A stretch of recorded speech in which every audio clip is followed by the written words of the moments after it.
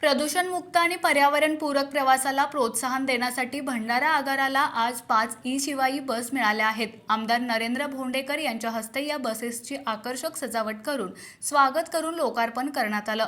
ST महामंडळाच्या ताफ्यात दाखल झालेल्या त्या अत्याधुनिक बसेसमुळे प्रवाशांना आरामदायी व शांत प्रवासाचा अनुभव मिळणार आहे. या ई-शिवाई बस एका चार्जिंगमध्ये तब्बल 350 किलोमीटर अंतर धावू शकतात. सुरुवातीला या बस ट्रायल बेसिसवर चालवण्यात येणार असून भविष्यात आणखी ई बसेस भंडारा आगाराच्या ताफ्यात दाखल होतील, अशी माहिती आमदार भोंडेकर यांनी यावेळी दिली. जुन्या डिझेलवर चालणाऱ्या बसेसची जागा या नव्या ई बसेस घेतील, असंही ते म्हणाले. प्रवाशांच्या सोयीसाठी या बसेससाठी स्वतंत्र चार्जिंग स्टेशनही उभारण्यात आलं आहे. विशेष म्हणजे शासनामार्फत ज्येष्ठ व्यक्तींसाठी असलेल्या योजना आणि महिला सवलतीही या ई-शिवाई बसेसमध्ये लागू असतील.